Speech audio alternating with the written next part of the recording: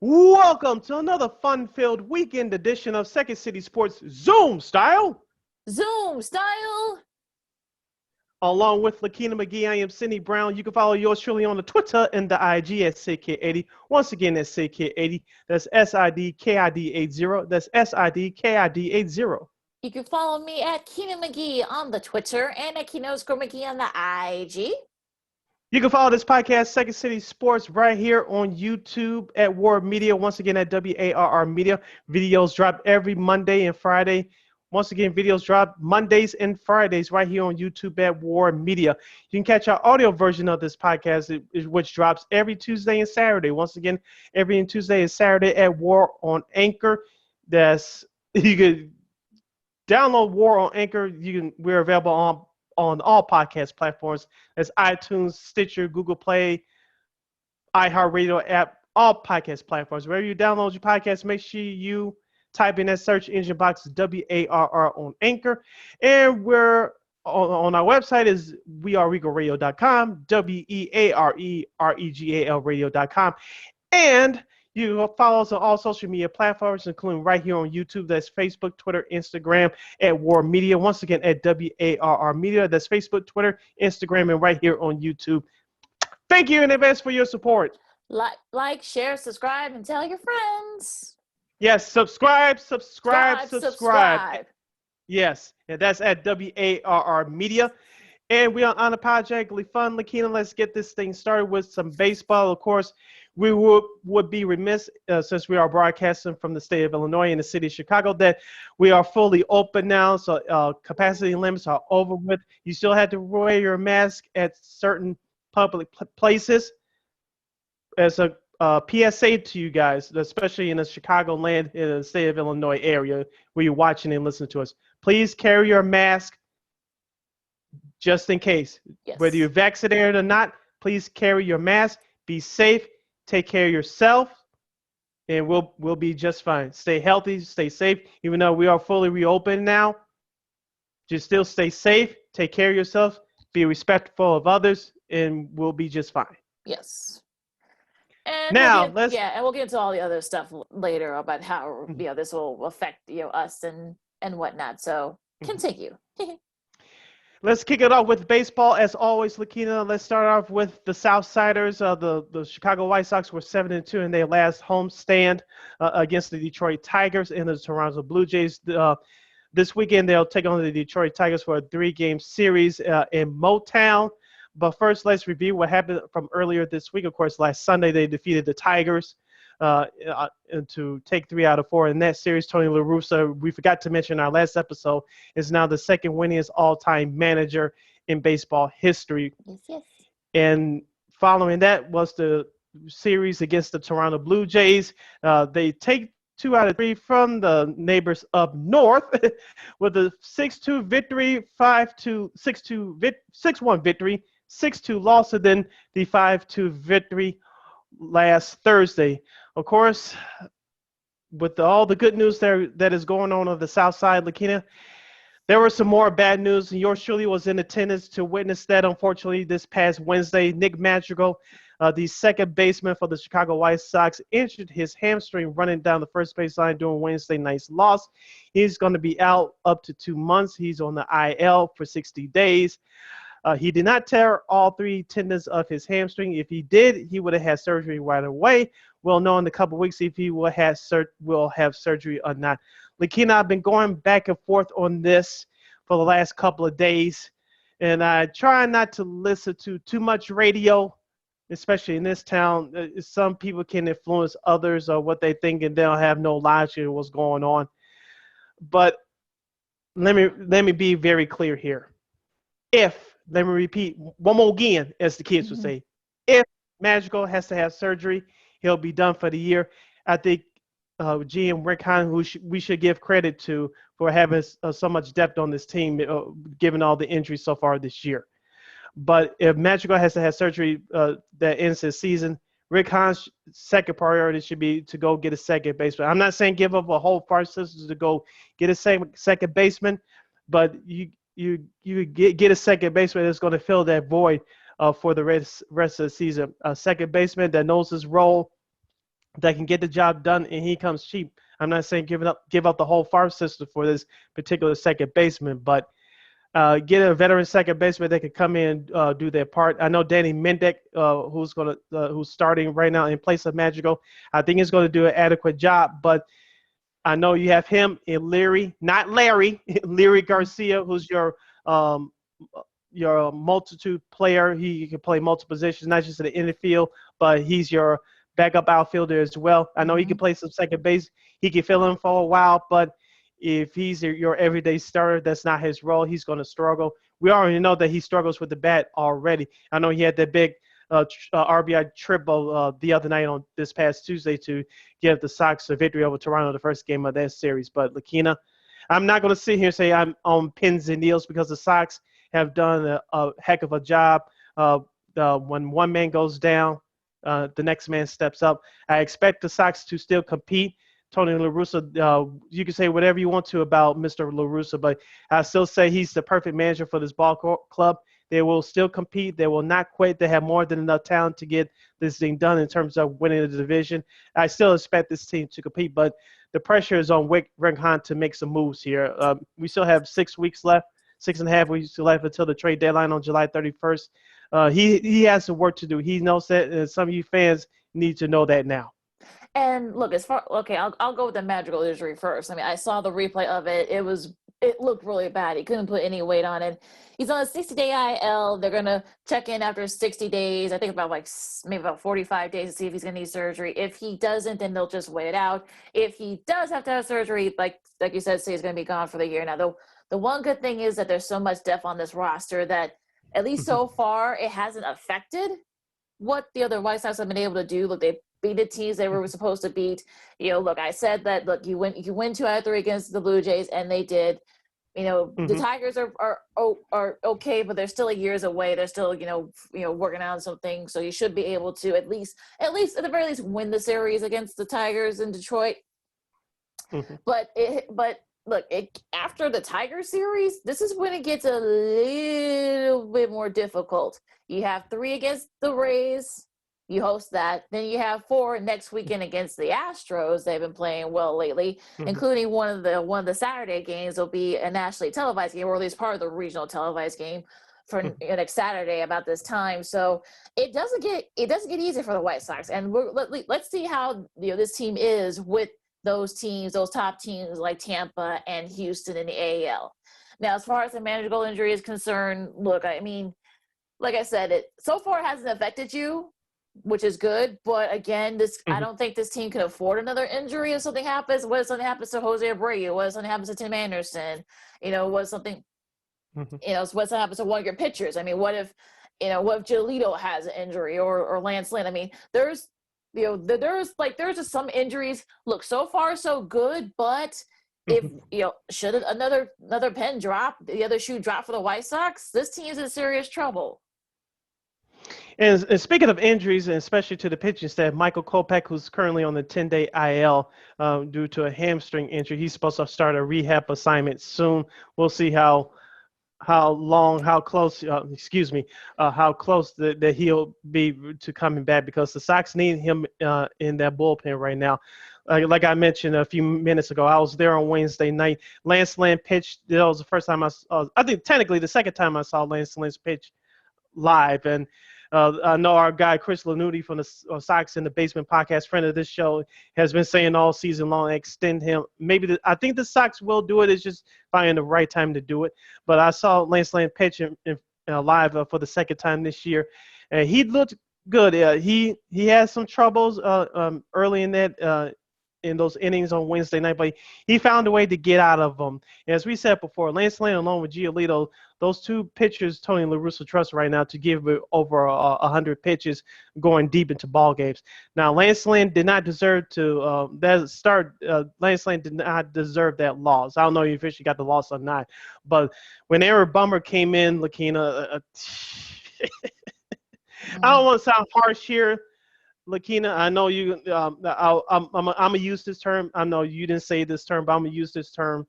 To be respectful of our program. But I know you could say that Liam Hendricks was my quote unquote whipping boy for the start of the season. He is left alone, being left alone right now. He's getting the job done. But Aaron Bummer, he still has a great stuff in that bullpen right now. He's just not getting it done. I gave him props in our last episode, but Wednesday was just bad. If you're Tony La Russa, how long do you give him before you say I can't trust you anymore? I would look. I think you can afford if he, keeps going the way he's going. I think you can probably kind of yank him out of there, and because you have a lot of issues with your middle relief. So I don't think that you don't want him to kind of be your deterrent. So like there have been questions about that middle relief.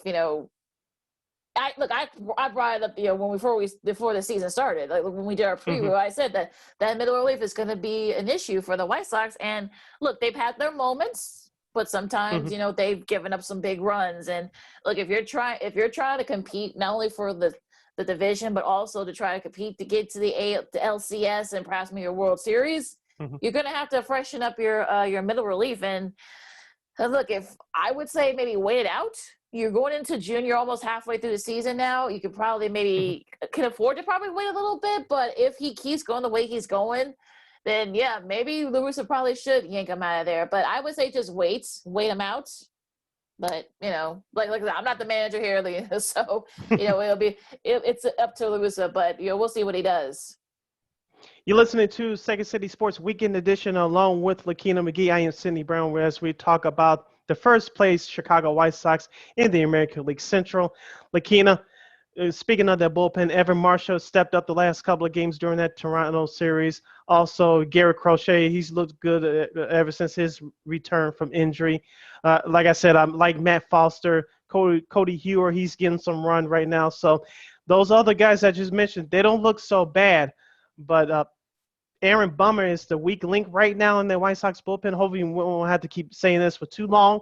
But that bullpen, it needs to be on all cylinders. And GM Rick Hahn, he has to be on the phones right now looking for that veteran ace reliever. Not as a closer, but for your middle reliever, for your not necessarily for a setup role like Aaron Bummer is slotted right now, but another backup setup guy could be something that he looks for. But those I know that are hard to find, just like starting pitching. Everybody wants it, but everybody cannot get it. So if you're Rick Hahn, you're looking for one more veteran stud reliever to shore up that bullpen, especially given the struggles of Bummer right now. Yeah, I think that's probably what. Look, luckily the guys you mentioned have been playing very well, have been pitching well for the White Sox. So it kind of, offsets some of the bad stuff in that bullpen. But I think, like you said, I'm sure. But if you're Rick Hahn, especially if Madrigal's out, what's going to be the priority? Do you get another bat, especially a left-handed bat? Or do you try Blackman sounds nice from Colorado right about now. Yeah, but you're probably going to have to give up I'm sure the Rockies are going to have to give up are going to demand a lot for Mr. Blackman. So that's going to be a name that's going to be thrown around throughout these next few weeks. Or do you try to get a middle reliever? So that's kind of like that's a tough thing for Rick Hahn. I mean, look, like I said, he's good at his job, so I have no doubts about what he's going to do. But that's definitely going to be the priority here. Do you try to get a left-handed bat, or do you try to get a middle relief person? So that's going to be sort of like the catch-22 here that Hahn's going to have to figure out. Yeah, and can you do both? I know it's still early in June. We're almost at the middle of the month. But like you said, this team has a little bit of more time. I think those questions will be answered by the time we end the month of June, which is more important, that extra middle reliever, which Rick Hahn will probably end up looking for as we speak anyway. Or is there another bet? I think it will, as far as the bat is concerned, even though Luis Robert is technically on the 60-day DL, it depends on the timetable when he comes back, if he comes back, or Eloy Jimenez. So me personally, I believe he's going to come back sooner than Luis Robert. That's just my gut feeling. If Eloy Jimenez can come back sometime after the trade deadline, around August, by the time that Cubs series kicks off in Wrigley in August, that would be great. It's almost like adding an extra bat at the trade deadline. Yeah. So the Sox will have you have your star stud slugger back, and you'll have some decisions to make. But like you said, that's GM Rick Hahn's job and manager Tony La Russa's job to figure those things out. But the Sox, This is kind of a good promise to have right now. Like you mentioned, they cannot afford any more major injuries to their stars. But if the things stay the way they are, and they keep just taking series, you're gonna have a quote unquote good problems on your hands come July 31st. We'll see what the White Sox do. Okay, so Sid, let's go to the north side for a second. The Cubs had a pretty solid, West Coast trip. I mean, 3-4, and I think considering everything else, I mean, that's actually a good record if you're the Cubs. You go 3-4 against two of the toughest teams in the National League West. Yes, you lose a series, you lose 3 out of 4 to the Giants, but you do rebound and win 2 out of 3 against the Padres. And look, your pitching was really solid, and the hitting has been very timely. Patrick Wisdom, the words of wisdom from Mr. Wisdom. We're trying to play that with should be a T-shirt. That should be a T-shirt, though. Look, you guys, Wrigley's fully at capacity now. So you guys, maybe get Boog Xiami and JD to wear those shirts. That'd be pretty cool. But I think, look, they're, as of this recording, they're tied with the Brewers in the NL Central. So look, I think look, you look. I mean, the Cubs cried poor early in the year, but now with everybody is full capacity now. We're going to have about 60,000 for your series against the Cardinals this weekend, which is perfect timing for that. Now you'll be able to get some money. You'll get the Marquee Network. You'll be able to get some money. They'll be able to probably maybe get another pitcher, perhaps maybe another batter. That way you don't have to touch your farm system. I know they just reloaded, so I'm assuming they're not going to want to touch any of those guys. But what do you think, Sid? The Cubs survived the San Diego series with a good starting pitching with Jake Arrieta during Wednesday's win. Of course, Zach Davies. I don't think he's a long-term answer, but he gave you enough to qualify for the win the day before. Now, Monday's game, they did not look good, but as you mentioned, they took care of business against San Diego. They're done with them for the year. They took 5 out of 6 from with most people consider them at least no worse than a playoff team. Some people consider them the NL West champs. But the Cubs did salvage that road trip. It could have looked a whole lot worse. As we said before, guys, the Cubs and the Cardinals will battle it out for the NL Central title. Do the Cubs have an equal chance like the Cardinals do? Yes. Will they pull away? We shall see. But as I said before the season started, the Milwaukee Brewers, and we'll talk about them in a minute, they're the wild card in this division. They still a couple of games out as of this recording, so they're not going away either. Yeah, and I think that's good. Look, we said this when we did our divisional breakdowns that no one's going to pull away from this division. I know the Cardinals were this consensus pick, but look, we said before, their pitching has been an issue for them, and that unfortunately that's been the case. Look, everyone's pretty even at division, for the most part. You probably say the Cubs, Cardinals, and Brewers, and that, you pick whatever order you want. So we'll see what all 3 of these teams decide to do, during the trade, before the trade deadline. But I mean, I think considering that people thought that the Cubs were going to be selling everybody, a lot of people thought, early in the year. Now look at them. They're 35-27 as this recording. They're tied for a National League Central lead with the Brewers. So, I think, look, if you had your doubts about the Cubs early this season, I mean, look, Jeff Passan said they're going to be buyers in the trade deadline. So considering where they were, that's a pretty good spot if you're a Cubs fan right now. Yeah, we talked about this in our last episode. GM Jed Hoyer, he was on the 670 The Score Chicago Sports Radio doing one of their baseball shows last weekend. He talked about perhaps being buyers at the trade deadline. Does he have the green light from the Ricketts family to go, make some acquisitions? From the sounds of his voice and the tone of that interview, the answer is yes. So like you mentioned, Lakeena, the Wrigley's at full capacity starting this weekend against the Cardinals. Of course, the White Sox will have their full capacity on June 25th. But back to the Cubs, they have more than enough resources to go get players should they stay in this division, which I think they will. And so, as we talked about it before, they need another starting pitcher. Where you're going to get that from, I don't know. They could use another bat. Especially consider what you have in your outfield. Jack Peterson had a nice start to the season. He cooled off. He was injured for a few weeks, but now he's back. Jason Hayward, he's an older player, but because of that contract, no one wants it, so you stuck with him. Ian Happ has been okay. but you need other guys to step up. I know Javi's going to be there. Chris Bryant, who made a great catch in last Sunday's victory at San Francisco. He's still a better third baseman to me, but I know why manager David Ross puts him out there to save his legs. Playing third base all the time, so to keep him fresh, and I get that. You still have Anthony Rizzo, which we'll get to more with him in just a minute. He made some big waves on a radio station here in Chicago on Friday. We'll talk about that in a minute, but you still have Rizzo. He's still coming up with huge hits. So this Cubs team, if they could just catch fire offensively, I think they'll be fine. But it says starting pitching is going to be the turning point of where this Cubs team is headed for this season. The bullpen we talked about now in the last few weeks, Lakeena, they've been just about lights out. Can they be like that all season? No. But all they have to do is just be good enough, and the offense supports them, and they'll be okay. Closer Craig Kimbrell has been tremendous this year. Should he be considered for the All-Star team? I think so. Yeah, I think he's more than earned. I think he's more earned that right too. He hasn't, I think he's only given like what 3 runs, this season, and so I mean, look, I think he's more than earned the right to be an All-Star. And look, the Cubs got a very tough schedule. After the Cardinals series this weekend, you got 4 in New York against the Mets. You got 3 against Miami. You should be able to win that series. They got 2 against Cleveland. You can help the White Sox out there. You got to go at Los Angeles for 4. Then you got Milwaukee for 3 in Milwaukee. Then you got to play Cincinnati.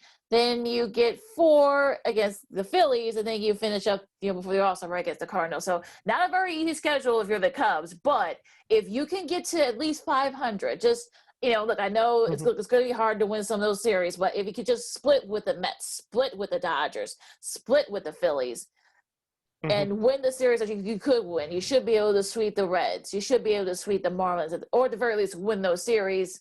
You'll be in a pretty good spot. Yeah, same with the Phillies as well. And so, like you said, just take care of your business against some 500 teams. You got to be competitive against the teams that are equal or better than you. That's the goal. As long as the Cubs have that frame of mind, they come out and play hard every day, it should be no problem. Because as we said before, and we'll keep saying it again, the NL Central is up for grabs. And as of right now, no one's running away from it. Absolutely. No one away with it, I should say. No, I was about to say, yeah. We knew what you were saying, Sid. So let's get to it. I don't want to spend too much time on this because I just think that it's just silly. Anthony Rizzo made his weekly appearance on Cap and Hood on ESPN Chicago. Cap asked him, David Kaplan asked him, are you vaccinated? He said, no, I talked to my doctor. He said, I talked to my doctors, and he said the best bet for me not to get vaccinated. And, of course, how social media is, some people, lost their minds. People say, oh, well, he should be traded, or he's canceled, or blah, blah, blah. Like, oh God, like I can't do this anymore. But look, it's his choice. I think people need to remember that it's his choice. And plus also too, he's a cancer survivor. So I'm sure, I know some people will say, well, maybe that's why you should get vaccinated because he's cancer. No, he shouldn't, because we don't know what the long-term effects are going to be with these vaccines.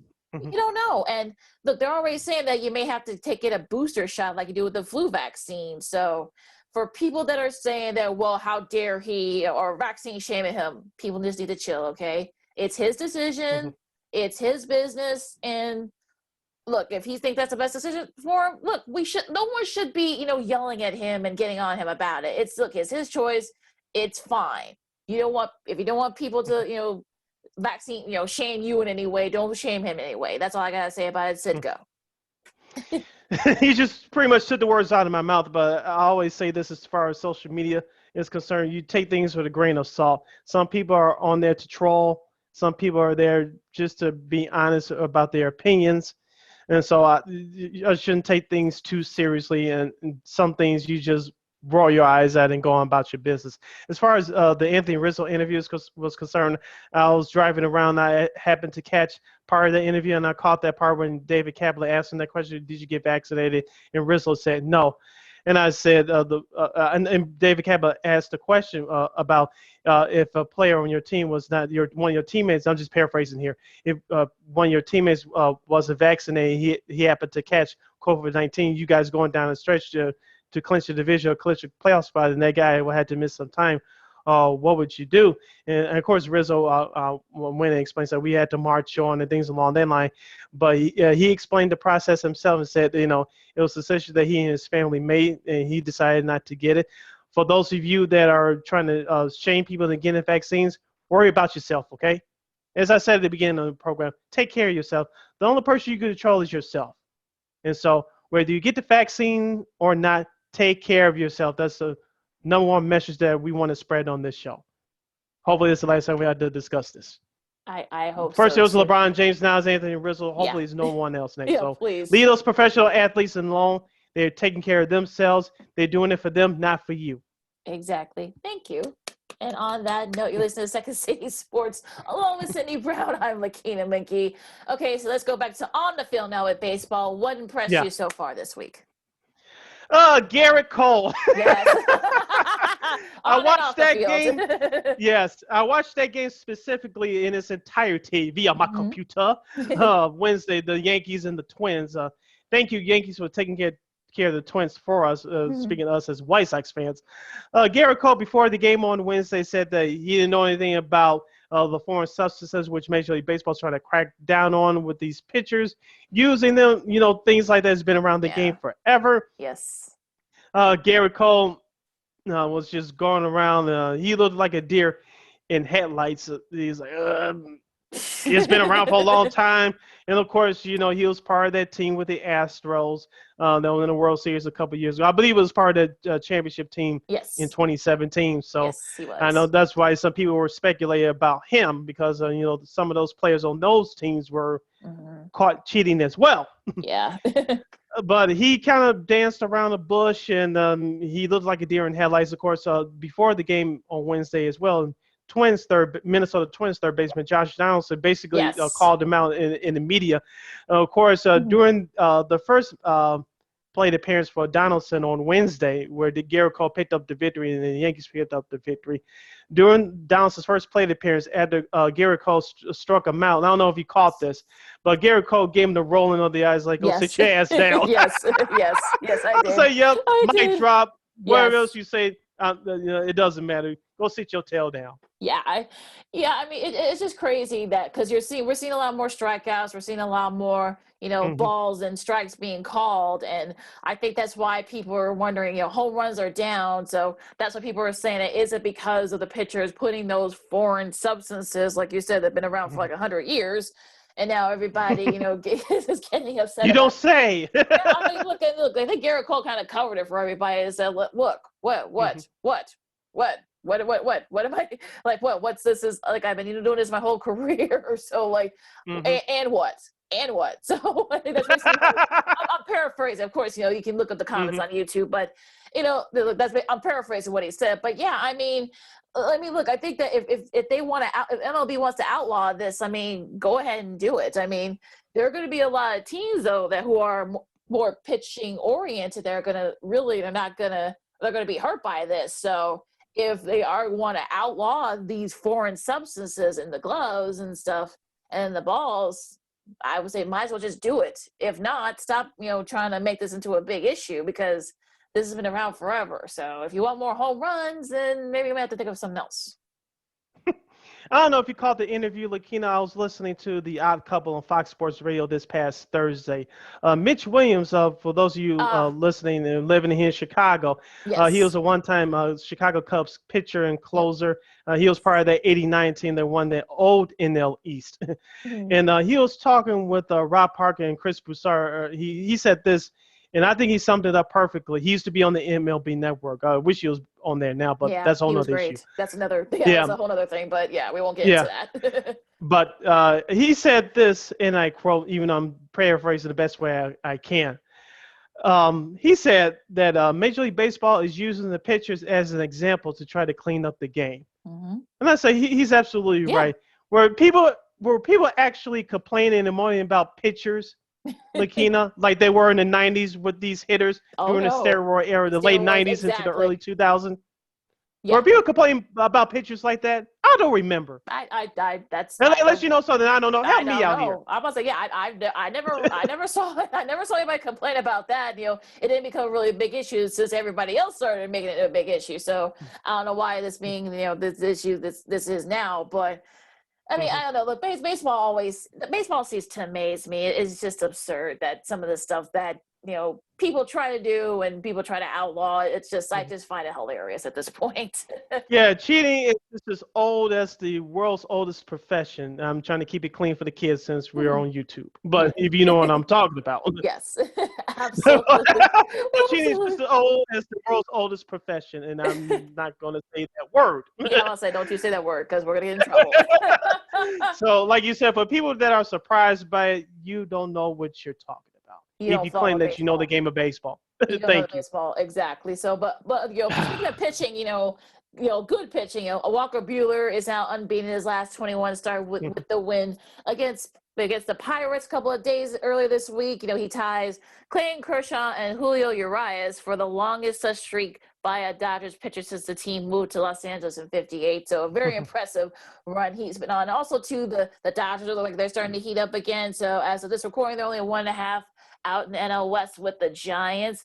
Shohei Ohtani, continues to pitch lights out. 470. I don't think they have found that ball yet that he hit against the Royals. I don't think they found it yet. It's the longest home run and the longest by Angels players since, of course, Mike Trout, just a couple of years ago, also against the Royals. So I think the Royals may have to, kind of strand their head. But but look, just some great things that are going on. I mean, if you look at the standings right now, again, as of right now, no one's really run away from any of their divisions just yet. Everybody's still within striking distance. I won't go through the division, but, but no one's really run away from it. So if anything, do you think is there a team that can kind of make that move right before the trade deadline for the All-Star break, Sid? I think the team that needs to make a move, and I think been hitting at it for the last couple of weeks, is the New York Yankees. Yeah. Of course, I watched some of that series against the Twins from this past week. Of course, I don't know if you checked out Thursday's series finale. Woldis Chapman, they're not even recording out. Minnesota came back from a 2-run deficit to beat the Yankees 7-5. Yeah, so Nelson Cruz hit a 2-run homer to clinch it for the Twins. Of course, not Josh Donaldson. It was Josh Donaldson that tied it, and then Nelson Cruz won it with another 2-run homer. And so the Yankees have they need another reliever. They need another starting pitcher till Corey Kluber returns. He's out with a shoulder injury for 2 months. They didn't need another bat. Aaron Hicks, their center fielder, is out for the year. Giancarlo Stanton, he hit a monster home run the other night. He had 2 of them in that game, which Gerrit Cole pitched. Those balls are still going out the yard, if you ask me. But with him, is always can he stay healthy? And same with Aaron Judge. When both of those guys are healthy, the Yankees lineup is unstoppable. You have Gary Sanchez as well, your starting catcher for that team, for the Bronx Bombers. So the question is, can those guys stay healthy? They can use another bat right now. I know Clint Frazier is off and on right now, but they can use another bat. So I'm not counting the Yankees out just yet. I know Boston is still out there. I know they had trouble with the Astros this past week, but I don't know if I'm still a believer in them just yet. They have enough offense, but I don't like their pitching, especially they starting 7. Yeah. Tampa Bay is leading the division. I didn't think they would be this good this year, despite trading Blake Snell in the offseason to San Diego. Give Kevin Cash, their manager, credit. And so Tampa Bay is more than a competitor. They lead in that division. Will they say that? We shall see. But that's going to be a dogfight as well in the AL East. Well, speaking on the flip side to the NL East, no one wants to win the division, apparently. I think we're doing a hot potato here. Look, I know the Mets are leading right now, but they lost. I think they split the series, and also too, the Phillies are right there. They won 2 out of 3 against Atlanta. Big setback for the Braves, especially setback. Thursday's game. They came back and tied it with the Freddie Freeman home run. I was watching that live via my computer. They took the lead in extra innings in the 10th inning. Of course, Philadelphia came back and won, took advantage of a couple of Braves mistakes. But that was a huge setback for Atlanta. Philadelphia, I don't know what to make of them. You think That this whole team would take division. what? That whole Yeah, division. You but don't know I what to don't think of know. that. Like I I mean, said, the Mets as well. I know they got a big series against the San Diego Padres yep. this weekend. I know Jacob DeGrom is supposed to pitch the opener. We'll review that series in our next episode. But the Mets have a huge series this weekend, as I mentioned, against the Padres before hosting the Cubs for 4 next week. So this is a trying time coming up for them as well. And also too, I think like they all of them like play each other with like the next couple of weeks right before the All-Star break. So, like I Mhm. said, no, like the NL Central, no one's going to run away from the NL East. I mean, I don't trust the Mets. I don't. Other than DeGrom, like I don't know which Mets team am I going to get. Are they going to get the team that made a couple of errors earlier this week? Or are we going to get the team that totally dominated their last Mhm. series? So I don't know. So look, I mean, the East is going to be very interesting. I think. Look, the Central, of course, is going to be very interesting. Look, the NL West, I mean, look, I think no one really expected the Giants to still be up there this late, well, not late, but still like, Mhm. in this juncture of the season. But look, it's good. Look, these divisions are going to be very competitive. And I think, look, no one's running away from these. And we'll be interested to see who ends up being buyers and sellers in the trade deadline. Yeah, it shall be interesting. Lakeena, before we move on to the NBA playoffs, we didn't discuss this topic in our last episode. Of course, if you guys listen to us on Saturday, which is today, tonight, the Chicago Cubs will play the St. Louis Cardinals on Fox, and they'll debut those terrible ass, Oh, God. bar cheap, Oh, God. third No. Nike City Connect Ew. Wrigleyville jerseys. I I know mean, for some of you can yell at me and say, "Oh, so you being a meatball Sox fan, so it's this you for you to bash the Cubs. Oh, you're just a meatball Sox fan." I'm trying to be as fair and objective as possible, given the Nike City Connect jerseys. The White Sox ones, we didn't talk about it, but we'll talk about it now. The White Sox ones, South Side, with the black, it has the stripes, solid. No, I haven't got mine yet. I will get one soon. Trust me. But the South Side ones for the White Sox, solid, and they'll be wearing those uniforms the next few games throughout the season, at least for the rest of this season. Should they keep them permanently? Yes. But the South Side uniforms for the White Sox, they look great. Like I said, I'm gonna get mine soon. But who the hell thought about the design for the Cubs? Now the hat that the Cubs have to go with those yeah, those are Wrigleyville solid. Those jerseys. are good. No, those they got right. Yeah. Now, if I was a Cubs fan, I'll buy the hats. The jerseys, no way. Well, I Like I mean, said, Wrigleyville is not a neighborhood. I yeah. understand that it was trying to represent the whole north side, but Wrigleyville is still a section on the north side.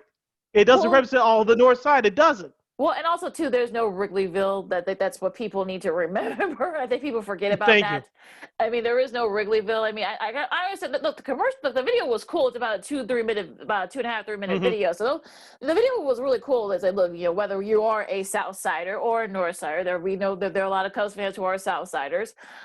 But yeah, I mean, the Mm-hmm. Wrigleyville, like the colors were cool, but like the Wrigleyville thing, they just said, they just said like maybe like Clark and Addison or something like that, or Addison Clark or something, or maybe they had Mm-hmm. just said like, like maybe like Wrigley Field or something, have, make sure have the friendly confines somewhere in the design of the shirt. That's really on the whoever. Yeah, good. Yeah, it has friendly confines. Yeah, I mean, look, I they would have could, been okay with that if you didn't want to go with the whole north side thing, which I yeah, think they should have. But I'm sure they some of the higher ups said we want to do away with the north side thing. If that was the be case and not inclusive. trying to keep it and be inclusive, I get it. Yeah, But just put Wrigleyville on it. No. Now you yeah, could have said friendly in the confines. yeah. Yeah, that would have been okay with that. Yeah, I mean, look, yeah, but that's whoever designed the shirts. I think that's probably why they did what they did. I mean, look, yeah, I just think that the colors were cool. The writing wasn't very good. Although the video was really, looked really Mm-hmm. cool. So, I thought the video was nice. And look, I think, look, I understand why every team is going to be doing the city type jersey. So, this isn't going to be a But the Chicago. Boston ones don't look too bad. At least the No, colors, anyway. yeah, the color, yeah, the They're colors. honoring the victims of the Boston Yeah, Marathon happened back yeah. in 2013. Yeah, and that's commendable that they're doing that. But yeah, I mean, look, Mm-hmm. every team is going to be doing this. I think Los Angeles, I think their teams are going to be coming out with some. I think theirs like within the next week or two. So, I Mm-hmm. mean, look, these are city jerseys. So, like, yeah, look, I think get the younger people to wear them. It's fine. Like, it's okay. Yeah, I know the White Sox debuted theirs a couple of weeks ago. Before we move on, I know the White Sox debuted theirs a couple of weeks ago against the Tigers, and I don't know if you checked out some of the pictures around social media. Like, of course, as of right now, you can buy the Southside jerseys on at Grandstand, and of Mm-hmm. course, you can buy them inside the ballpark at I think Chicago Depot, whatever. Or of course, you can go to the team's website, and I think pre-ordered them. So I know they did this on purpose. They had a limited edition of those jerseys. I don't know if you saw it on social media. I know I did. Yeah, I saw. Before the game Saturday, Grandstand. There's a few blocks west of the ballpark on 35th. It was a line around the block and then some to wait for those fans waiting for that store to open to grab their jerseys. So I know they got the jerseys as well. Of course, if you watch your YouTube, I'm wearing my that's the Buffalo Mm-hmm. Blackhawks one from a decade ago. Mm-hmm. But those are going to go next as well. But those outside jerseys they're going to be selling for a long time, especially if this team wins. It's going to be selling a whole lot more. So we just brought that up because we forgot to bring it up in our last episode. Of course, the Cubs will debut their Wrigleyville jerseys tonight on Fox when they Yep. take on the Cardinals. Like I said, the Jackie Robinson jerseys that those young men wore a few years ago, they look better than these jerseys you'll see tonight with the Cubs. Oh, well, the blue, I think, is probably what's gonna, Mhm. set it apart. So, all right, this is Second City Sports along with Sydney Brown. I'm Lakeena McGee. Okay, so let's go to the NBA playoffs. We're down to the Yeah, conference. let's discuss the Eastern Conference at least to Okay. wrap up this segment. Okay, sounds good. Okay, so let's start off with the Philadelphia 76ers and the Atlanta Hawks. Assuming as of this recording, once it gets dropped, game 3 will already be played. So, Mhm. maybe the Sixers will be up 2-1. We don't know at this point, but again, Mhm. tomorrow is game 4. And what do you think about that series so far? I think the last game 2 kind of showed you why like the Sixers are the number 1 seed in the East, I think. What do you think? Yeah, they had a bounce back performance. They had a strong start to game 2. I did check most of that out live via my television. Joel Embiid had a game of his life, scoring 40 points, grabbing 32 rebounds. Trae Young had 21 and 11. He struggled in the second half, but Shake Milton, he had 4 or 5 from downtown for Philadelphia. He was the guy that came through. He had 3 3-pointers in that fourth quarter alone for Philadelphia to pull that game away. You give Atlanta credit for hanging in there in that first half, but Philadelphia turned it on at the end of that third quarter, and of course they owned the fourth quarter. Joel Embiid, he has to keep his head in the game. He's been doing a great job of that all season long. But him and Danilo Gallinari, yes, Yeah. the brother with the bad mohawk for the gosh. Hawks, they got into it. Embiid was very lucky he didn't get kicked out of that game, or else Philadelphia would be trailing 0-2 in this series right now. And so go down to Atlanta. Hopefully, if you're Philadelphia, you can get both those games. But realistically, when we come back here in our next episode for Tuesday, I think it's going to be a 2-2 series. That was a bigger game for Philadelphia on this past Tuesday. They did what they had to do. Atlanta already did what they had to do, still game 1.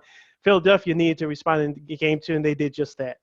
Yeah, and they really did. And I think, look, I wasn't surprised. I was a little bit. We were all surprised at what happened in game 1. I think Atlanta might have caught Philly off guard. I think that's probably what happened. But look, I think Philly was able to kind of get their back into it. Embiid had 40 points leading the way. So I think they're starting to kind of like right the ship here. If you're Philly, you don't want to give the Hawks any sort of momentum or any your confidence that they can win the series. So if you want to put it away, try and do it. I mean, they just have a better supporting cast than the Hawks do. I mean, look, Trae Young struggled a little bit. I know Gallinari led the way for them, but I don't really. He doesn't do that very often, so I don't really trust him too much. Capella didn't have a good game either in game 2. So, I kind of feel like this is kind of like, I think I have Sixers in 5. I think I'll say that. I mean, Milton had 14 off the bench. He could be that guy, but still, Danny Green needs to step up, and also Ben Simmons needs to step up. He had his struggles, but he played 35 minutes and only scored 4 points. That's not going to do it if you're trying to win, especially if you got to beat the Nets. We'll get to them in a second, but you have to. Look, you have to step up if you want to try to, make it to the Eastern Mm-hmm. Conference Finals, and perhaps maybe we'll see. We'll talk about the next series in a bit, but if you want to try to get to the finals, the NBA Finals, you got to do better than that, Ben Simmons. You got to, and I'm surprised that more people aren't really getting on him about it, but I don't see why they're not. Especially being Philadelphia being a passionate and fiery sports town that it is. I'm surprised as well. But before we move on to the other series in the Eastern Conference, did you check out Clint Capella? Like you said, he didn't have the greatest game too, but did you check out his post to dunk on Embiid with that alley-oop from Trae Young? That was a very good dunk, even though he didn't catch it cleanly. But Embiid said, that's enough of this. He elbowed him on the next play, moved him out the way like a 5-year-old child and dunked on him. So and those two will go at it again this weekend in Atlanta. We'll talk about it in our next episode. Moving on to the last series in the Eastern Conference, the Milwaukee Bucks and the Brooklyn Nets. Of course, Brooklyn took care of home court, winning the first 2 games of that series. This past Thursday, the Milwaukee Bucks finally get back into the series with an 86-83 win. Kevin Durant led Brooklyn with 30 points, 11 rebounds, while Chris Middleton led Milwaukee with 35 points and 15 rebounds. Lakeena, after the Sox game, I was flipping between that and the Sox game. I was actually trying to watch both at once, but I was concentrating more on the Sox game. But after the Sox game, I watched the most of that second half. That fourth quarter was quiet you. We'll say, be quiet I know. You. Yeah, no, that fourth quarter was ugly to watch. Even in today's NBA, it was a lack of scoring, turnovers galore, mental breakdowns. Let's be honest here. Brooklyn deserved to lose that game. Milwaukee barely did enough to survive. Kudos to them. Like I said before, Brooklyn has this series in 6, and I still expect that result to turn out that way. But did you check out that last play? Yes. Kyrie Irving and Bruce Brown collided. Bruce Brown picked up the ball. He did what he had to do and drive the ball to the basket. The lane was right open for him. He missed it. But Kyrie Irving, you got to know better than that. I don't blame Bruce Brown on that. I blame Kyrie. Maybe I'm wrong. I don't know. Well, I think they're both to blame because you have Kevin Durant on one side, you have Kyrie Irving on the other side. But you know what? What the hell? I'll shoot it myself and missed it terribly. So I don't really defend Kyrie a lot, but in this case, I am going to defend him because those last couple of possessions by Brown, it just like I'm surprised they didn't slap the mess out of him after the game. I'm not advocating violence, but I'm saying that if you're the Nets, you let that game slip away. You had a chance at a 3-0 lead. Look, Drew Holiday, I think, showed you why he's actually one of the top, utility guys in the league. Had shot a jumper, the go-ahead jumper to kind of, seal that, the lead and the win for the Bucks. But look, if you're the Nets, you let a chance of getting take a 3-0 lead slip away. And look, I think Brown, he had 16 points. I understand why he did it. He had the hot hand, kind of, but you have Kevin Durant and Kyrie Irving. I'll take my chances with either one of them than with you. I know you were trying to be the hero, but in this case, you just gotta use common sense. Yeah, you summed it up perfectly. Of course, Game 4 will take place tomorrow from Fiserv Arena, which is Sunday, in Milwaukee. That's at 2 o'clock Chicago time on ABC. Lakeena, do you think that the Milwaukee Bucks will have a chance to tie this series up, or do you think Brooklyn will have enough mustard to steal a game in Milwaukee?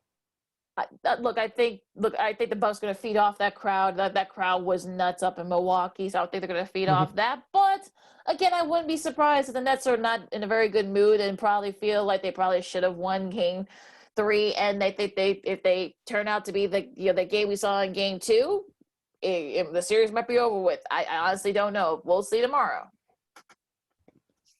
Like I said, I have Brooklyn in 6, but I have the Bucks winning tomorrow. So. That's my prediction. This first segment of Second City Sports has come to a close. On the flip side, we'll discuss both Western Conference series as we continue our coverage of the NBA playoffs. There's Denver and Phoenix, and that's the Clippers and the Jazz. Of course, we'll also get into the College Football Playoff expand before 2025. And two former football players might be on your television screen coming this fall full time. We'll get into that and plus a whole lot more fun. Along with Lakeena McGee, I am Sydney Brown. You're listening to the weekend edition of Second City Sports. Welcome back to the second half of the weekend edition of Second City Sports Zoom Style. Zoom Style. Along with Lakeena McGee, I am Sydney Brown. You can follow yours truly on the Twitter and the IG at SidK80. Once again, that's SidK80, SIDKID80, SIDKID80. You can follow me at Keena McGee on the Twitter and at Keena_McGee on the IG. You can follow this podcast, Second City Sports, right here on YouTube at War Media. Once again, at War Media. You can follow us on the audio version. You can follow us on the audio version at War on Anchor. Once again, at WARR on Anchor. We're available on all podcast platforms. For YouTube, the videos drop every Monday and Friday. Once again, every Monday and Friday for the videos, they drop right here on YouTube. And on the audio versions, the podcast versions drops every Tuesday and Saturday. Once again, every Tuesday and Saturday at War on Anchor. We're available on all podcast platforms, including the iHeartRadio app. Make sure you type in that search engine box on all podcast platforms, WARR or Anchor. You can go to our website, weareregalradio.com. And you can follow us on all social media platforms, including here on YouTube at War Media. Once again, at WARR Media. That's on Facebook, Twitter, Instagram, and right here on YouTube. Thank you in advance for your support. Like, share, subscribe, and tell your friends. Subscribe. Yes. Yes.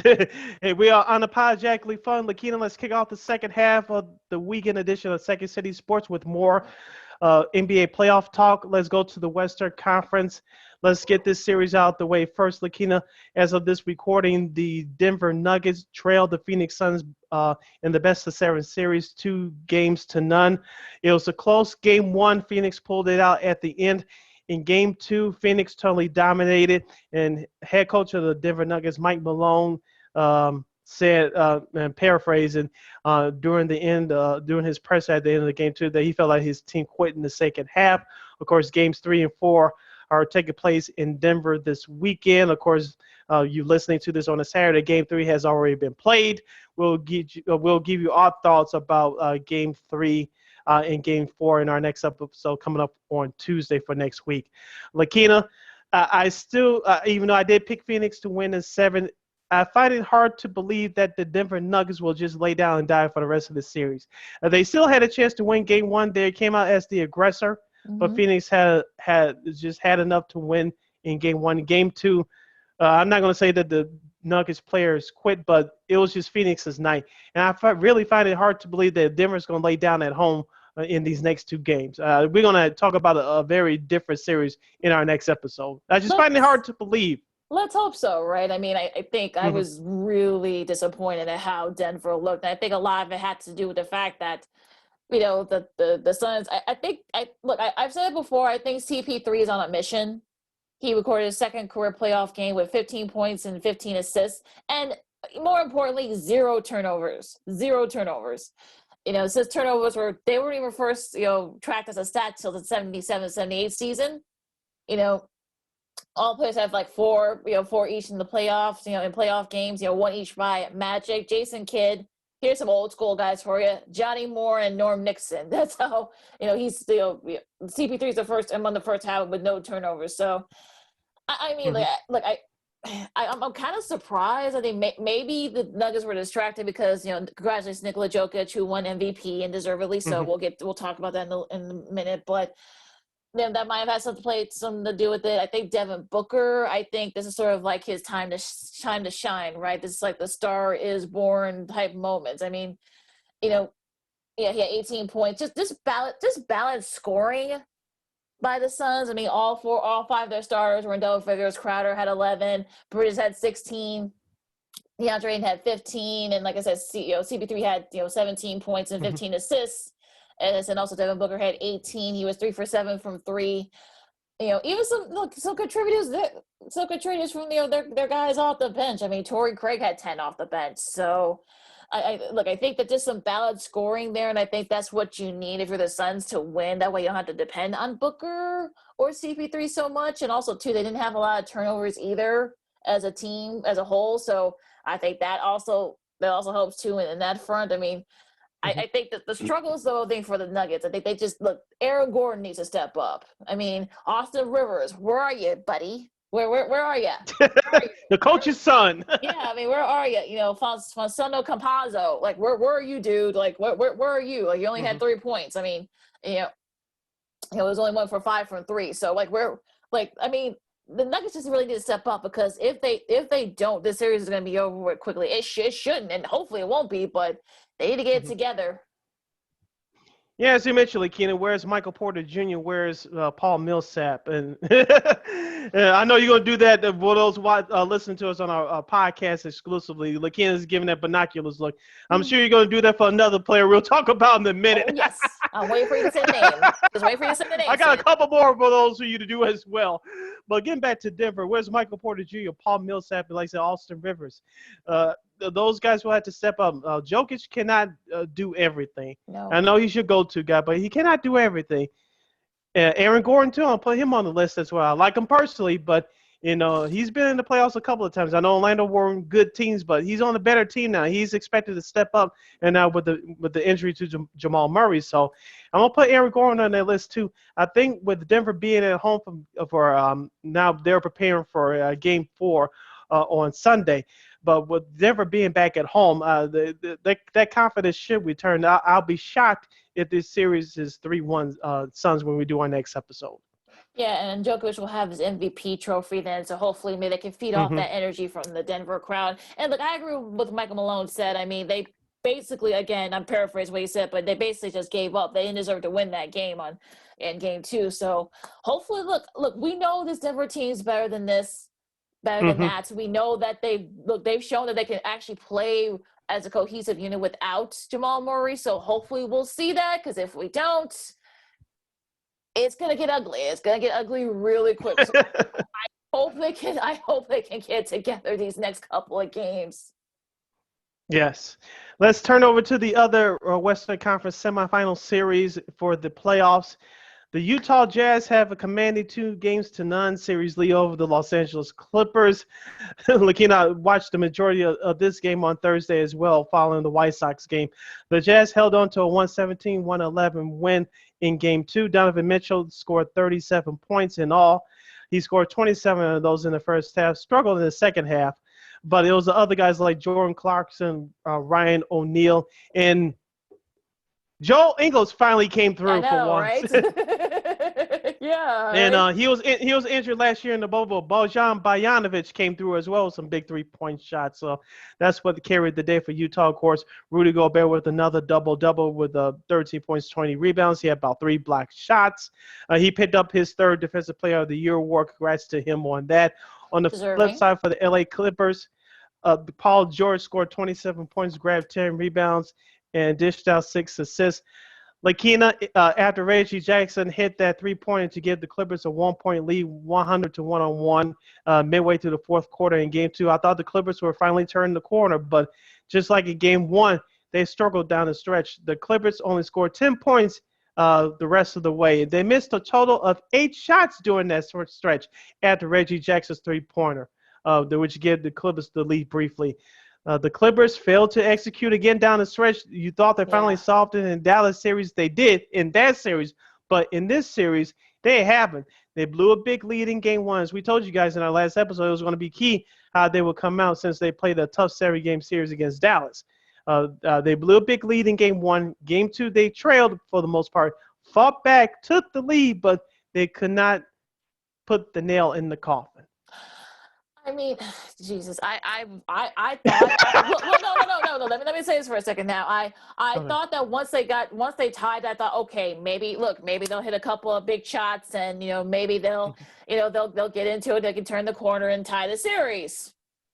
Well, what do you know? They like you said, so they missed 8 in a row, and just some really questionable shot making. They couldn't buy a shot for 5 minutes, and that shot selection was very poor. Yes, for the talking about the Clippers. Yes, it was. And for the Jazz, I mean, look, they just couldn't. They just were hitting all cylinders for 3-pointer. They hit 23, I think, which is a franchise record for them in the playoffs. Mitchell had 37 points, which is the most in two playoff games, back-to-back playoff games. So a Jazz player scoring at least 35 since Karl Malone did it way back in 1988. We're getting old, Lakeena. Yes, we are. Yes, I remember that. But yeah, look, Joe Ingles at 19. Look, like you said, he was missing from the bubble last year. I think that's one of the reasons why they were eliminated as early as they were, the Jazz. So I think having him back, I think that'll definitely should help them a lot. Gobert had 20 rebounds. The defensive rebounds in particular, he dominated on the inside, and that was also a problem because they, once the Clippers missed their shots, there was nobody there under the basket to rebound. Gobert actually was able to do it by himself for the Jazz. So yeah, I'm just flabbergasted that this series, hopefully, by the time we come back, hopefully this series will, they can cut the lead, because I think the Clippers have the talent to do it. They just need more balanced scoring. I mean, Marcus Morris Sr., where are you, buddy? Where are you? I mean, come on. Patrick Beverley, look, stop complaining and start shooting the ball better. Stop doing, Nicholas Batum. I mean, you were actually pretty good in the Mavs series. Where are you? So, come on. They need, look, same thing, like I said, with the Nuggets. I'm going to say so with the Clippers. They need to get it together, or else this series will be over with, and it will be over with quick. Yeah, you saw part of my thunder, but I'm still going to make this point anyway. You just made me alter this this next intro. But Marcus Morris Sr. only had 8 points off of 4 of 11 shooting, 0 for 5 from downtown. That's not going to get it done. Reggie Jackson, as I mentioned, he had a great game. He had 29 points. He was your leading scorer, and then followed by Paul George's 27. Kawhi had 21. I didn't think he had that bad of a game, but it's the role players for the Clippers that's not getting it done. Nicholas Batum only had 7 points in 27 minutes of action. That's not going to get it done. Patrick Beverley, as you mentioned, only 3 points, 0 for 5 shooting in 21 minutes of action. That's not going to get it done. Will Luke Kennard see more playing time? He only had 3 points in 10 minutes of action. Yeah. So yeah, that's going to be the thing, right? I mean, if you're what to do if you're Tyronn Lue? I mean, it's just like I think those guys need to step up. The guys that are stepping up the Mavs series, where are they? Where are you guys at the Jazz series? Jazz actually, they're the number one seed in the West for a reason. And look, Quinn Snyder's got his guys, clicking on all cylinders right now. And look, if they keep hitting their threes, if Gobert dominates in the post, like I said, like we talked about with the Nuggets Sun series, this series will probably be over with too. So come on, Clippers, need to get together. All right, you're listening to the weekend edition of Second City Sports along with Lakeena McGee. I am Sidney Brown. Before we move on to college football, Coby White, the star two guard for the Chicago Bulls, the second-year guard out of North Carolina, he had shoulder surgery earlier this week. He's going to be out for the next 4 months, and he's going to be reevaluated right before training camp's supposed to start. It looks like the NBA, as we told you guys, they're going to be on schedule next year as they get back to their 82-game season.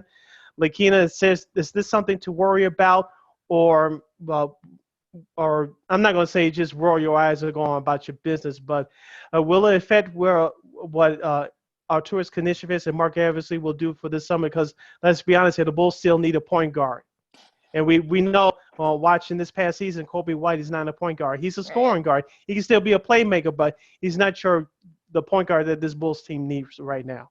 I think if you can find some good news from this, I think the good news is that it happened in early June so that he can take the time to rehab, and hopefully he can be back by the start of training camp, since they're going to have like a an actual off season. So he'll be able to rehab. He'll be able to do what he needs to do. At the worst case scenario, he probably be back to like before Christmas or something like that, or right before the holidays. So depending on how rehab is.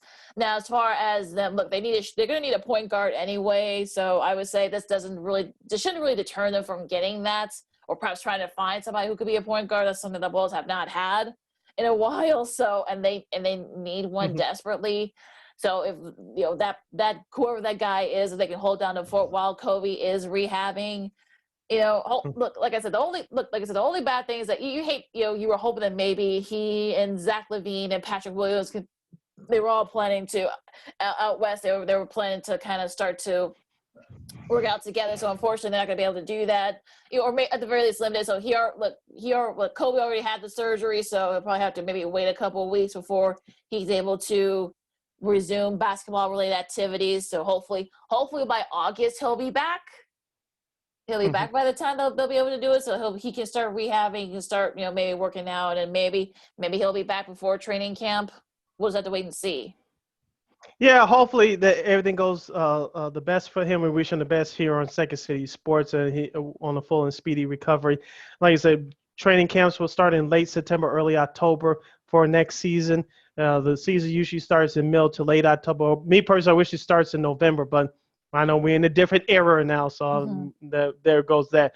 But hopefully you'll recover in time for training camp. You'll actually have a preseason this year. Yes. You're not going to have this 2-game preseason or 4-game rush preseason like you did this past year. You're going to have a normal preseason, about 5 or 6 games before the season starts. So, and you'll have a normal training camp. You won't be wearing masks or things of that nature. So, Coby White will have some time. Hopefully he doesn't have any setbacks, and his Bulls team will be ready to go because, as we said throughout this past season, this entire Bulls roster will look totally different come 2022. Yeah, so we'll be interested to see what they do, and hopefully, wishing him Coby nothing but the best. Hopefully there are no setbacks. He can be on track to come back by the preseason. All right, listen to Second City Sports along with Cindy Brown. I'm Lakeena McGee. Let's go to the gridiron now. This time in the college gridiron, Sid. Some stuff came up, early last week that the College Football Management Committee, Playoff Management Committee, I should say, is considering expanding the current 4-team field to a 12-team field. They meet in Chicago early next week. We could see this as early as 2023. The way it's set up, this is according to Heather Dinch, who does a great job covering college football for ESPN. The way it's set up is that they have, the 4 of the highest rated conference champions, and then some other some wild cards. Now let me tell you how this would have panned out had this had happened last year. Teams like Coastal Carolina, who was undefeated, would have just made it in. Texas A&M would have made it in. Indiana would have made it in. Iowa State, Florida, Cincy, Georgia, Notre Dame would have been able to sneak in there. I mean, what do you think about this, Sid? Because I kind of feel like they were going to wait a few years, but I think we all know this is a money issue. They can try to say, oh, it's competitive balance and this and that, and I know Big 12 are not, they're not happy that they missed the first year of this, but it's all about money at this point. So what do you think, Sid? I remember we did the radio show back early last year in 2020. We had a friend of the show, Dan Wolkin, on from USA Today. We asked him about it at the time. He said they were going to make they couldn't make any decisions before 2025. It looks like now they're going to go back on that. And the more teams in there, so be it. I know some people will say it will dilute the regular season. I don't think so. It'll just make the regular season that much more. And I know the second part people brought up, well, that means Notre Dame is out. Not true. They just won't qualify for a bye. You know this as well as I do. I heard somebody say this morning. As long as Notre Dame can stay independent, they're going to do that to the day we all die. In which I agree with the person that said that. As you guys may or may not know, Notre Dame has all their home games televised on NBC. They have been doing that since the early 90s. So it's been almost 30 years since that's happened. I don't see them and NBC break it up anytime soon. I just don't. Strange things have happened, but especially with NBC losing their cable channel at the end of the year, NBCSN, with them losing hockey, they're not losing Notre Dame football.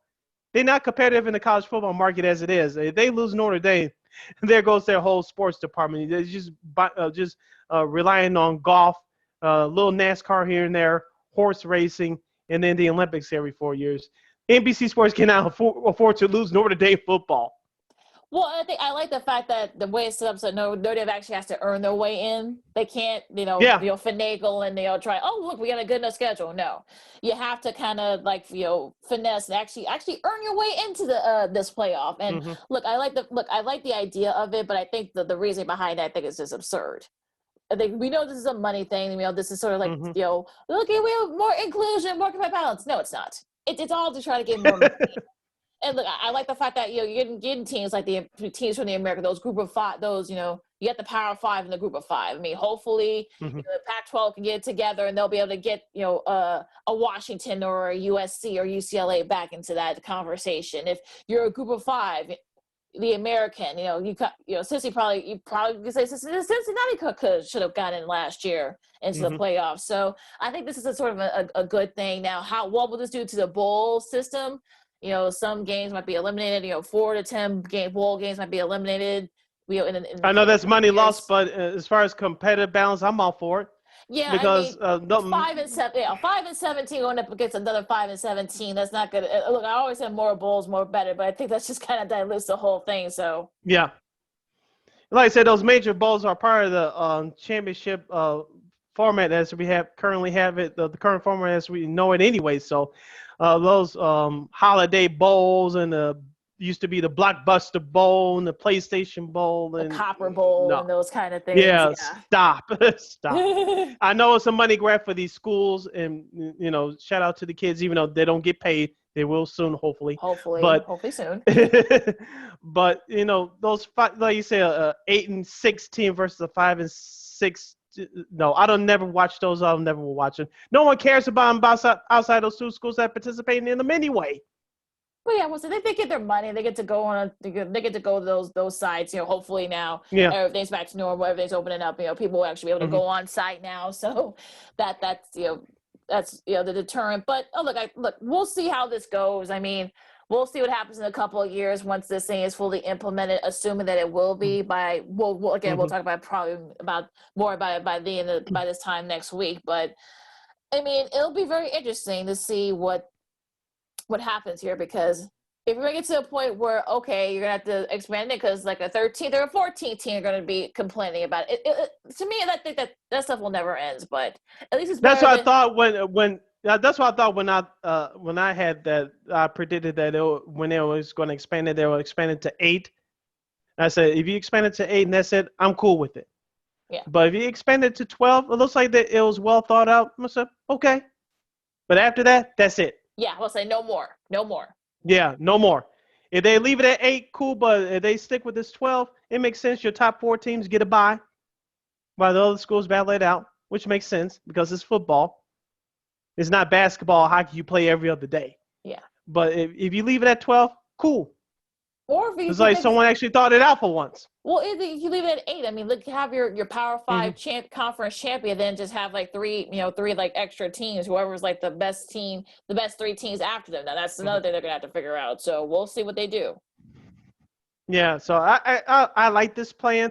Actually, it puts more emphasis on the regular season. It puts more emphasis to win your conference, especially like you say in those Power 5 conferences. Yeah. Well, but I think the question is, and maybe you can answer this better than I can.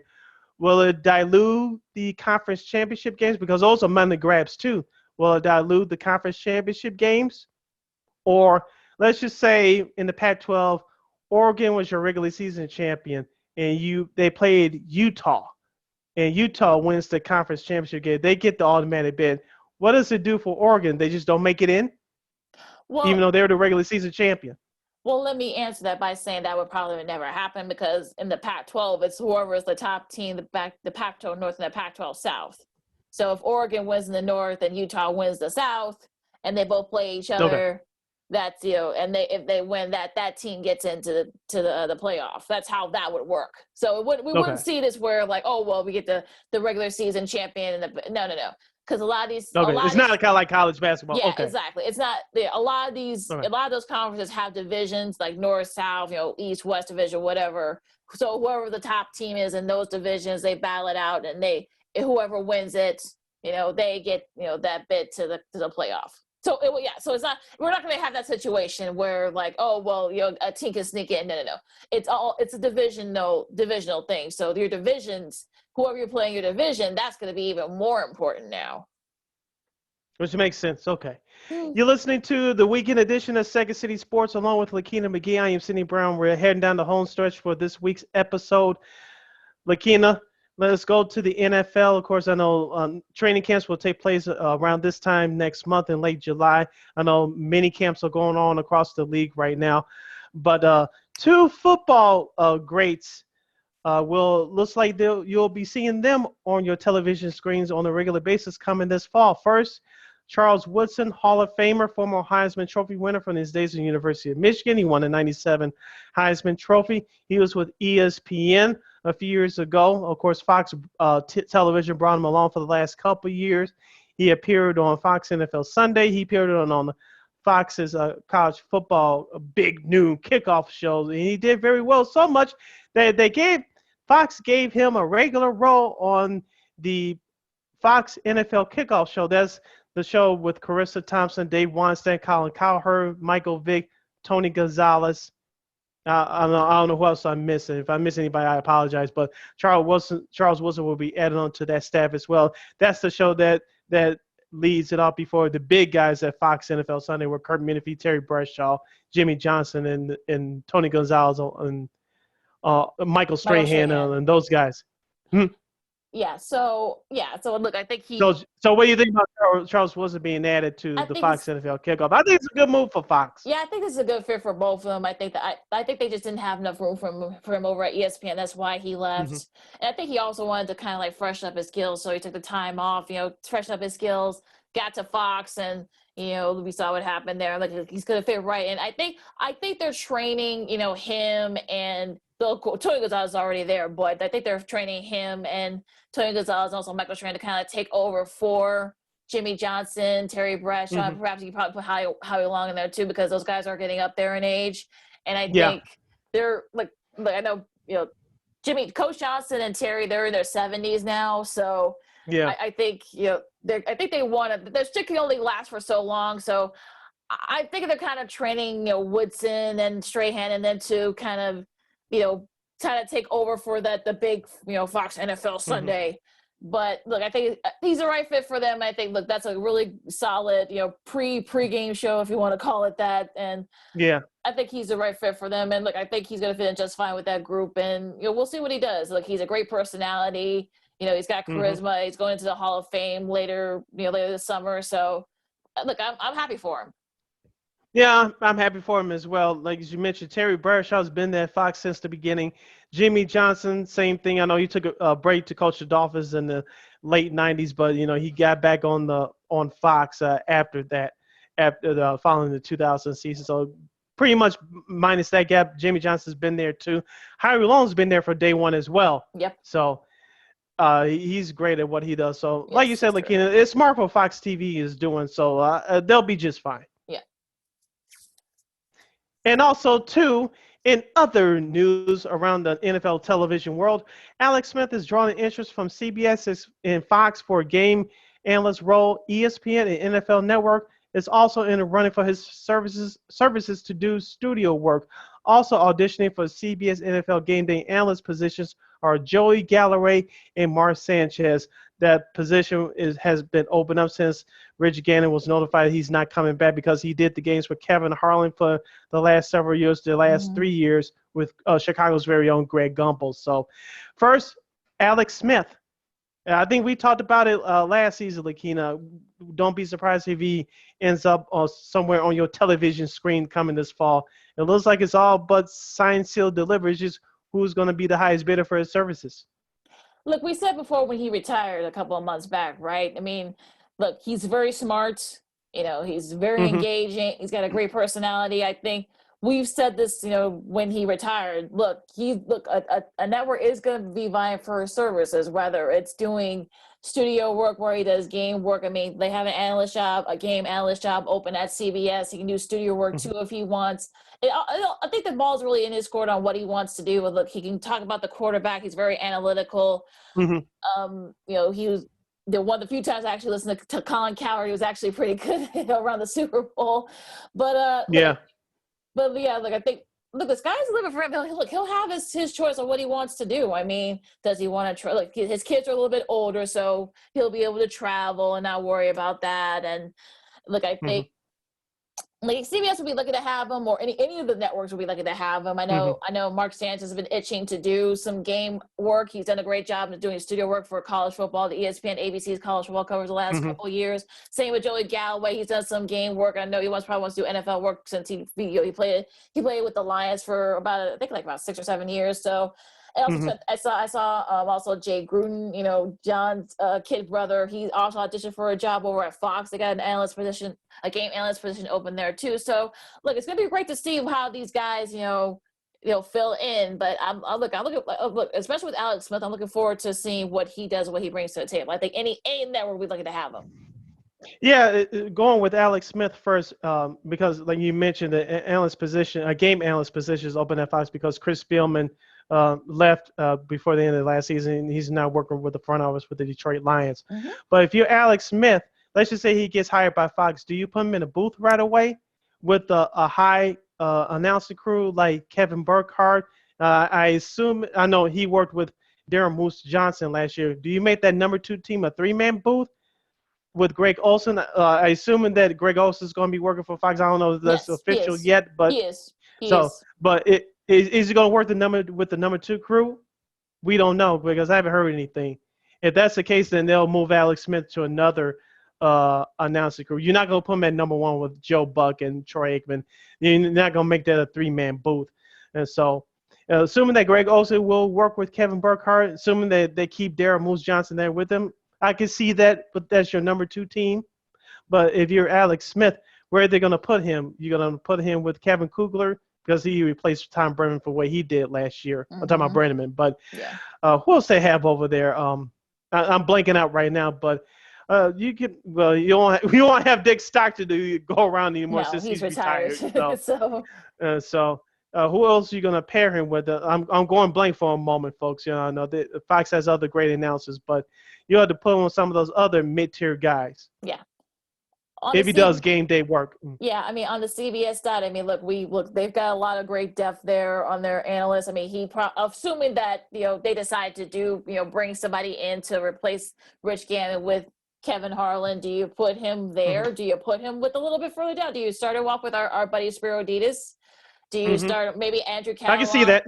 Yeah, that could work. Maybe Andrew Catalong. I know he and James Lofton have been working together the last few years. Do you put him? Do you put Alex Smith with him and with them and make it a 3-man thing, or do you make kind of make room and sort of like shuffle things around? Do you perhaps put him at number 2 with Ian Eagle and Charles Davis? I don't know. I doubt it. I don't think they're going to do that. But like I said, on the Fox side, I don't think they're going to put Kevin Burkhardt. Do you put him with Kevin Burkhardt and Greg Olson and make that your number 2 team?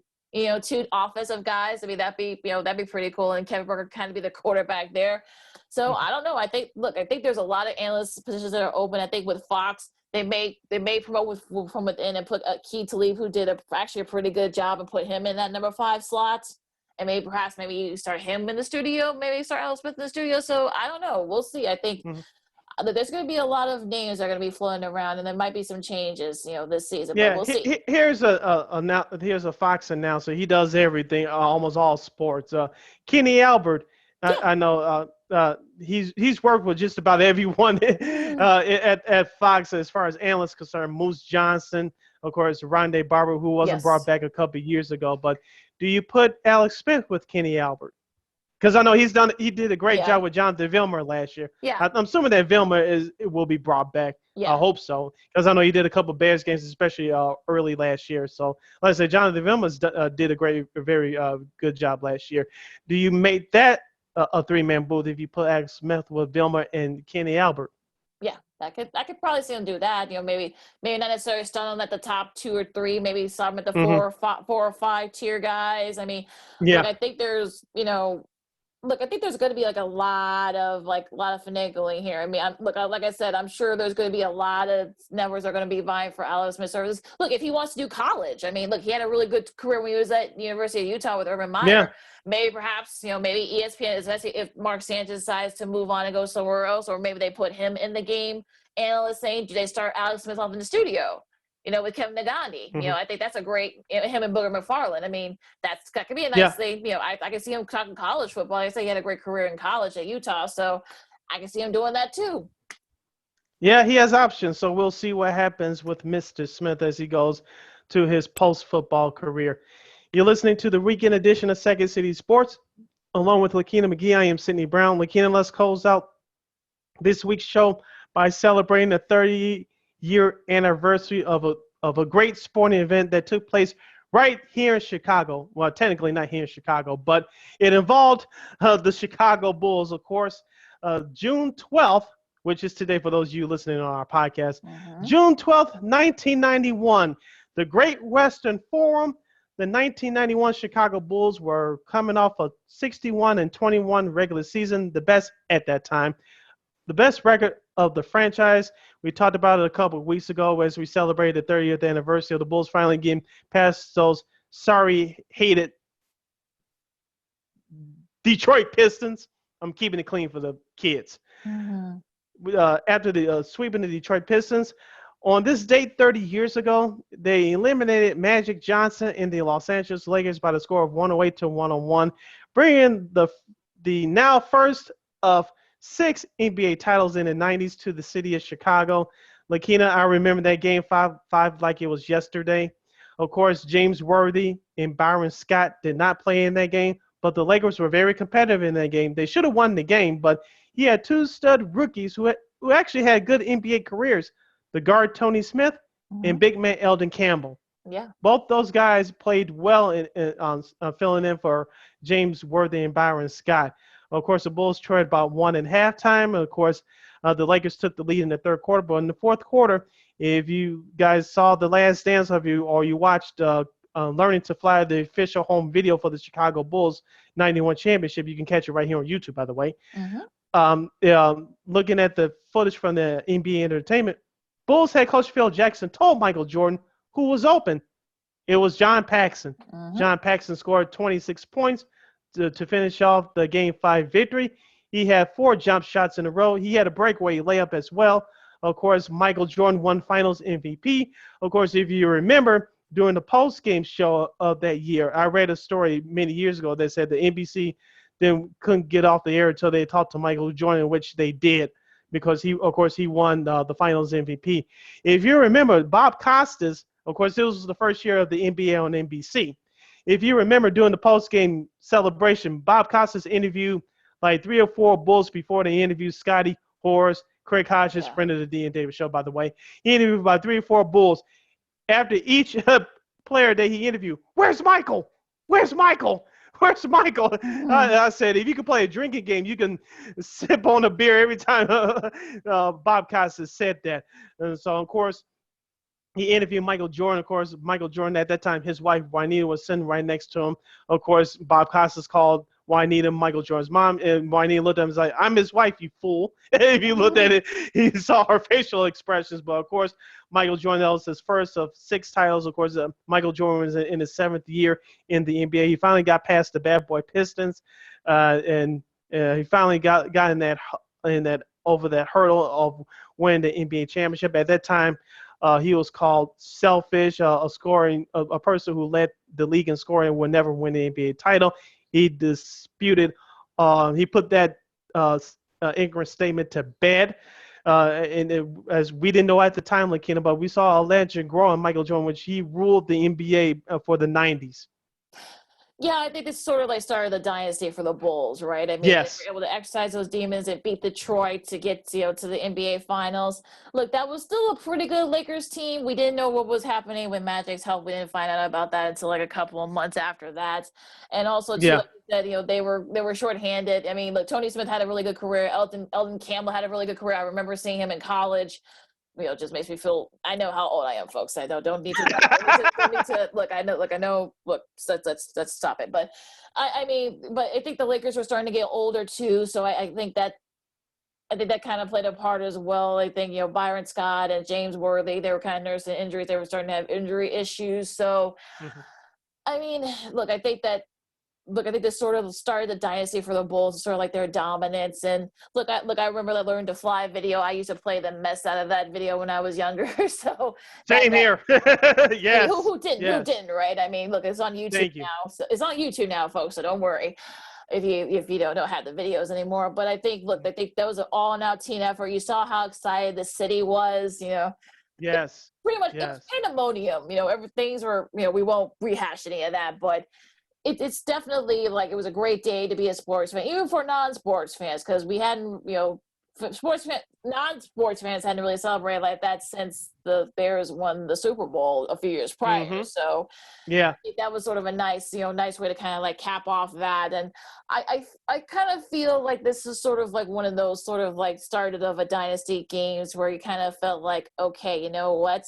This might be a special thing here. And I think at the time they probably didn't know that this is going to be a start of a big start of a dynasty, but it's, you're feeling, you got to feel pretty good. I think the memories are always there. And I think, yes, all the stuff that happened, that transpired before and after that, but, you're feeling like, okay, it's it gives you a good feeling.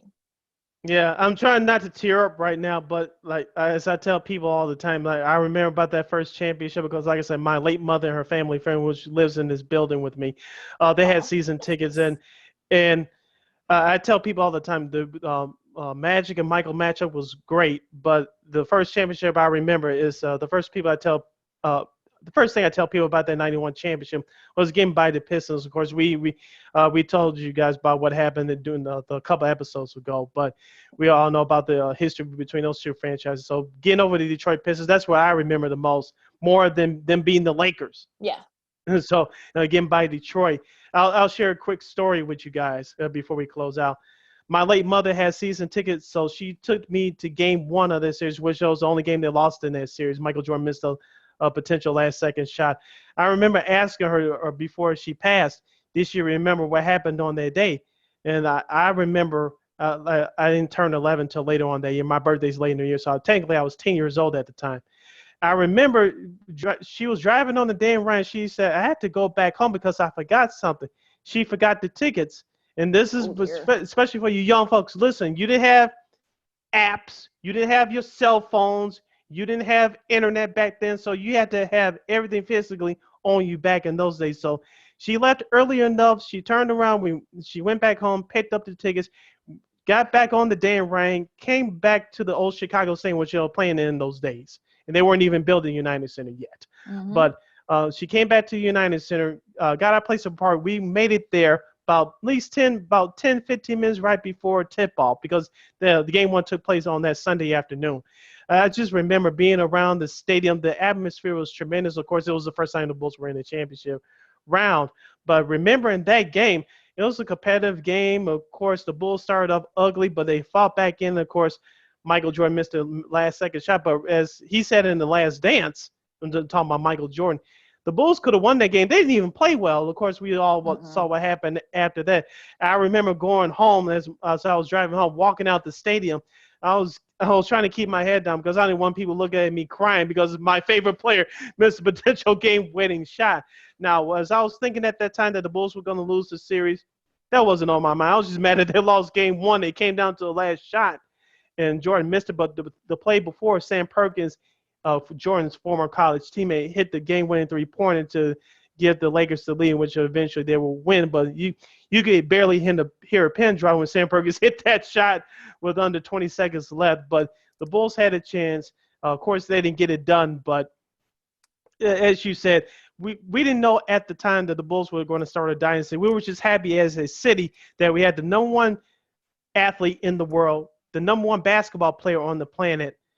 And we were just happy that the Bulls, at that time, they were celebrating their 25th anniversary season.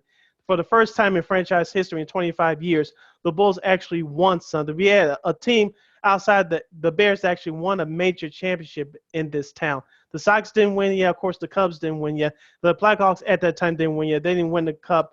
The last time they won the Cup was 1961. So we as Chicagoans didn't have these flurry of championships like we've been experiencing for the past decade and a half. So it was big for the Bulls at that time. And I don't know if you remember, Lakeena, I think you catch some highlights of it right here on YouTube, but I still have the original DVD from Mom's VCR. Do you remember them being on the Oprah Winfrey show for the whole show? Yes, they were. Yes, I remember. I remember there was like pandemonium in that area on State and Lake. Yes, the Lobo Bulls were there. Yes, everybody was there. Were there. Not the whole team, but I'm not Googling folks. That's sort of like the top guys were there, like Scotty. Yeah, Scotty was there. Michael was there. I think Craig Hodges was there. Livingston was there. No, Craig wasn't there. Yeah, Oh, Craig was Craig there. wasn't Oh, on the show. okay. Okay, Cliff Levinson was on the Levinson show. was there. Was Paxton? Yeah, No, Paxton. Scotty and Michael. Paxton wasn't Yeah, there. Paxton wasn't there. I don't believe. A rookie named Scott Williams was on the show. He got his 15 minutes of fame. Yes, he did. So yeah, so it was. Yeah, Like, Scott Williams. I believe. Yeah, if I forget somebody else, forgive me. But they only have 4 or 5 people on that team. I believe that was it. Yeah, that was it. Who was on Oprah? Yeah, they were. I only think. I believe that was it. Yeah, Coach Gio Jackson wasn't there either. So yeah, no coach was on that show. No, yes. Just those 4 or 5 players that I mentioned. But yeah, they were on Oprah's show, and it was just pandemonium at that time.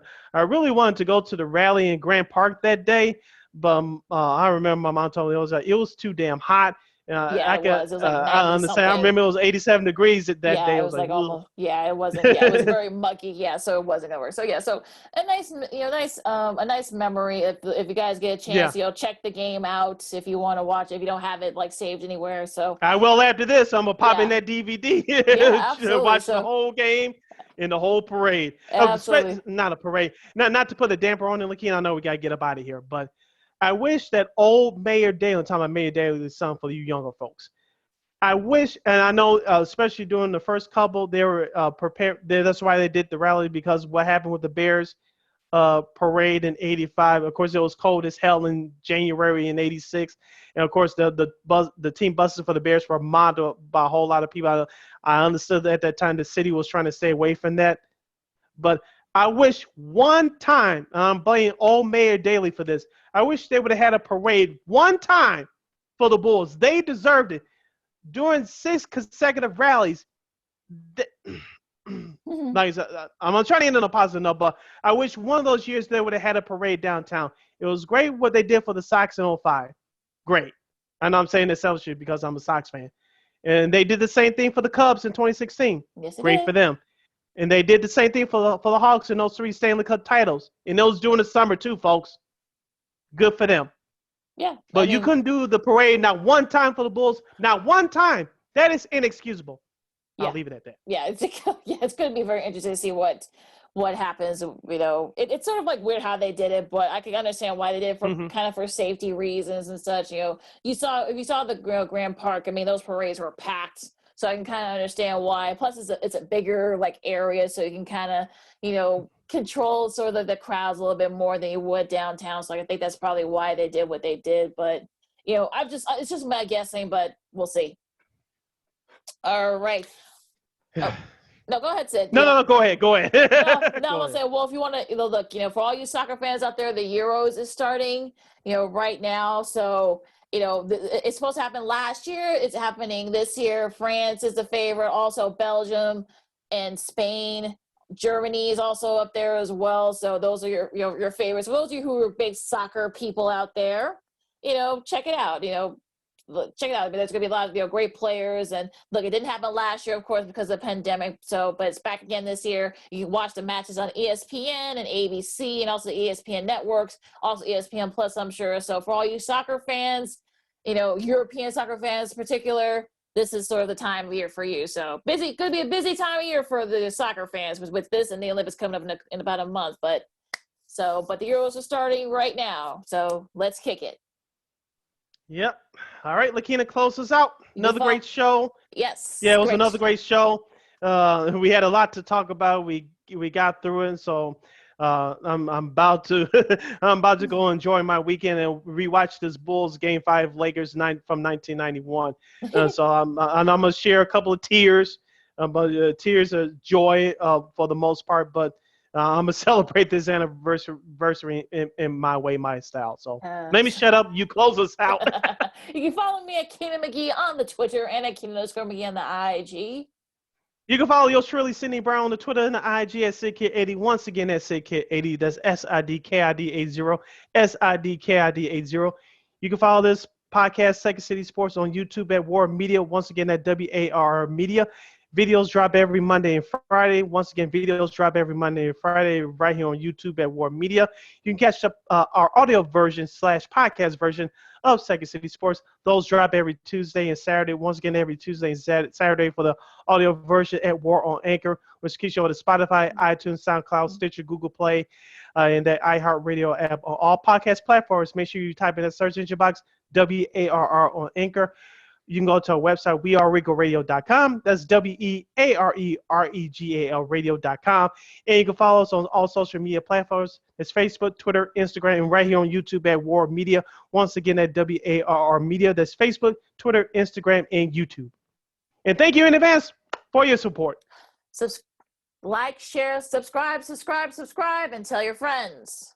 Yes. For Lakeena McGee, I am Sydney Brown. You've been listening to another edition of Second City Sports. Have a great weekend. I know parts of the country are dealing with thunderstorms, while other parts of the country are dealing with the heat, including us right here in Chicago. So stay cool, stay safe. I know things are opening back up. As we always say, take care of yourself, respect others, and we'll get through this together. We come a long way. We are here. Let's just keep moving up in trending in the upwards direction.